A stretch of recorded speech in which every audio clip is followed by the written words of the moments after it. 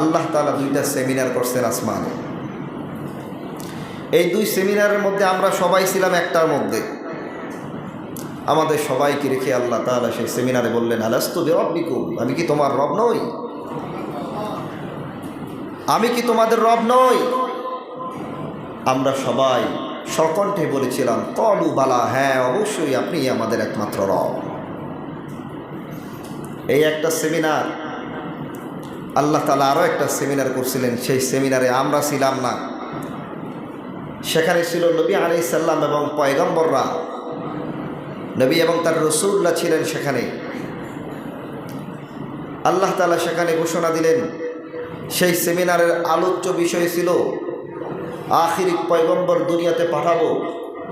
এই আখিরি পয়গম্বর তিনাকে আমি রসুল করে পাঠাবো, এমন একজন রসুল পাঠাবো যেই রসুল তোমরা যে 313 জন রসুল 1,00,000 মতান্তরে 24,000 পয়গম্বর পাঠাবো, সবার সাইয়্যিদ হবে, নেতা হবে। বলেন না সুবহানাল্লাহ। এমন একজন রসুল আমি দুনিয়াতে পাঠাবো যার আনুগত্য তোমরা সকলেই করবা, যাকে তোমরা সাইয়্যিদ নেতা হিসেবে মেনে নিবা। সকল নবী আলাইহিস সালাম সম্মতি জানালেন। আল্লাহ তাআলা রসুল পাঠাবেন বলে সেখানে সিদ্ধান্ত নিলেন। এখানে প্রশ্ন হয়, আল্লাহ তাআলা বলছেন রসুল পাঠাবেন, 313 জন তো রসুল, তাহলে তিনি কোন রসুলের কথা বলেছেন? আল্লাহর হাবিব সাল্লাল্লাহু আলাইহি ওয়াসাল্লাম বলেন, এই প্রশ্নের জবাব তোমরাই পেয়ে যাবে, একটু চিন্তা করে দেখো। আল্লাহ তাআলা যত পয়গম্বর দুনিয়াতে পাঠিয়েছেন, যত রসুল পাঠিয়েছেন, প্রত্যেককে একটা করে কালেমা দিয়েছেন।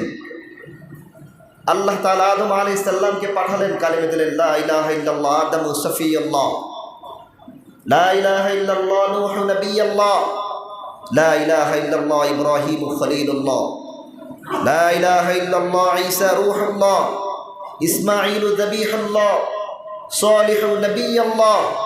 প্রত্যেকটা নবীকে একটা কালেমা দিয়ে পাঠালেন, কিন্তু আখিরি পয়গম্বরকে এমন একটা কালেমা দিলেন যেই কালেমার মধ্যে রসুল শব্দটা উল্লেখ করে পাঠিয়ে দিলেন। বলেন না সুবহানাল্লাহ।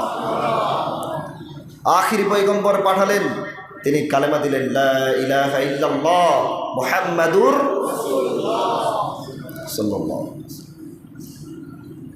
আল্লাহ তাআলা বললেন, আমি যে রসুল পাঠাবো বলেছিলাম, 313 জন রসুলের মধ্যে কোন রসুল আমি কালেমার মধ্যে উল্লেখ করে দিয়েছি? কোন রসুলের সাথে রসুলুল্লাহ নাই। প্রত্যেক নবীর সাথে কালেমার সাথে তার নাম আছে, কিন্তু রসুল শব্দ উল্লেখ নেই।